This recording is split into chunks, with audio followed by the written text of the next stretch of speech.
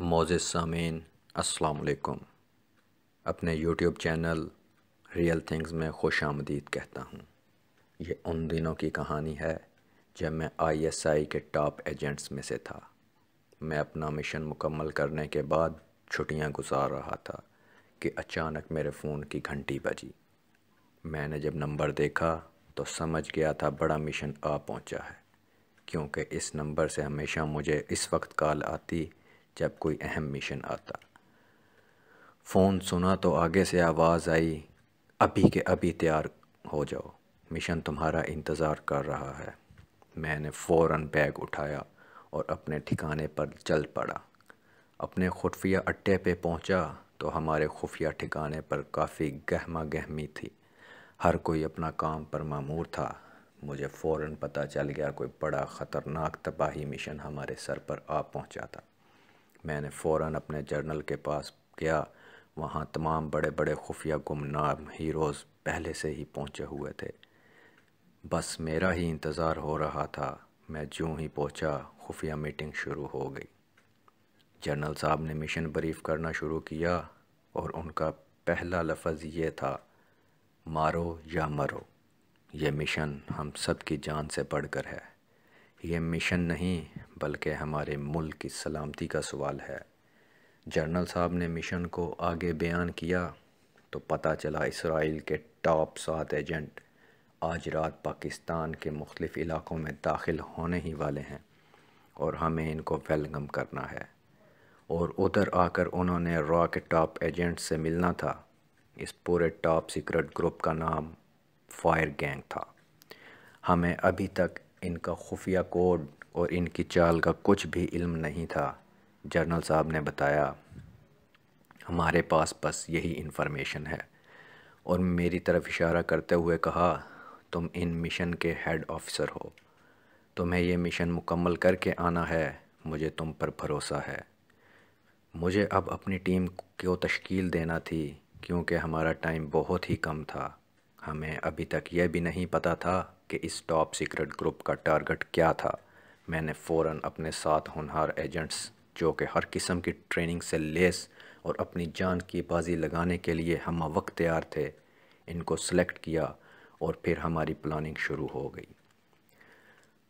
ہم نے فیصلہ کیا کہ را کے ایجنٹس کو پکڑا جائے جو ہمارے ملک میں پہلے سے ہی بلی کی طرح چھپ کے بیٹھے ہوئے تھے۔ ہم نے اس مشن کو کیا یا مرو کا نام ہی دیا تھا۔ ابھی بھی مشن پر نکلنے ہی والے تھے کہ ہمارے ہیڈ کوارٹر سے فون آیا، آپ کے لیے بڑی خوشخبری ہے، جن را ایجنٹس کی آپ کو تلاش ہے وہاں ہمارا ایک مارخور انہی ایجنٹس کا حصہ بن کے اندر گھس چکا تھا۔ وہ رنجیت سنگھ بن کے جو کہ ان کے لیے بھارت سے پیغام لے کے آیا تھا، وہ ان کے اندر موجود تھا۔ میں نے پاکستان زندہ باد کا نعرہ لگایا اور اپنے ساتھیوں کو انفارم کیا کہ ہمارا مارخور بھارتی مکاروں میں گھس چکا ہے اور ہمارا آدھا مشن تو مکمل ہو چکا تھا، لیکن ابھی بڑا مارکا باقی تھا۔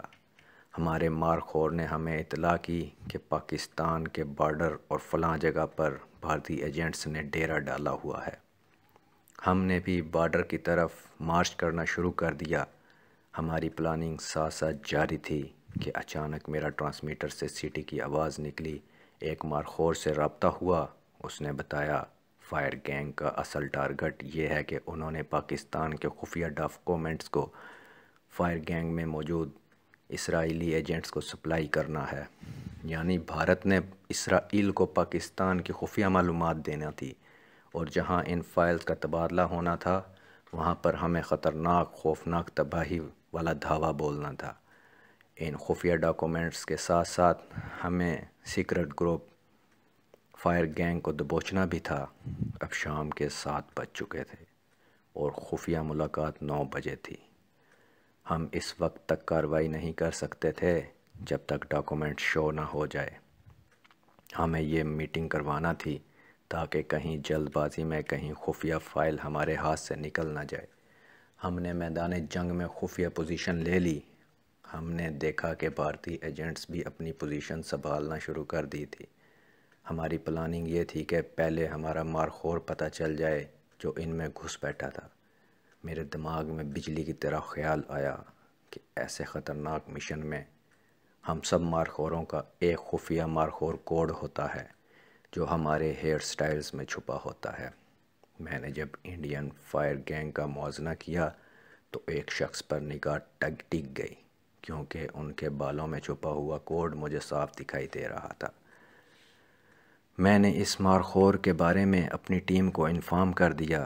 جیسے رات کے 9 بجے اسرائیل فائر گینگ آ پہنچا۔ ٹھیک 9 بجے میٹنگ شروع ہو گئی۔ اب فائر گینگ مکمل ہو چکا تھا۔ خفیہ ڈاکومنٹس کا تبادلہ ہو گیا۔ اچانک میں نے نعرہ تکبیر لگایا اور دروازہ توڑ کر شاندار دھماکے دار انٹری دے ماری۔ فائر گینگ کے پسینے چھوٹ گئے۔ ہماری ٹیم نے ان کو اپنے شکنجے میں کس لیا تھا۔ میں نے خفیہ ڈاکومنٹس اپنے قبضہ میں لیے اور بھارتی گینگ میں موجود ہمارے مارخور نے اچانک مجھ سے مخاطب ہو کر کہا، سر، اصل ڈاکومنٹس یہ نہیں، اصلی ڈاکومنٹس یہاں پڑے ہوئے ہیں۔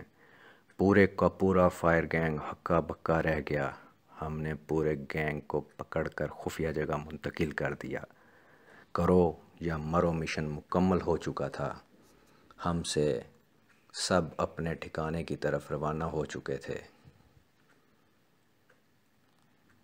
آج کے لیے اس ویڈیو میں اتنا ہی، پھر نئی ویڈیو کے ساتھ حاضر ہوں گے۔ اللہ حافظ۔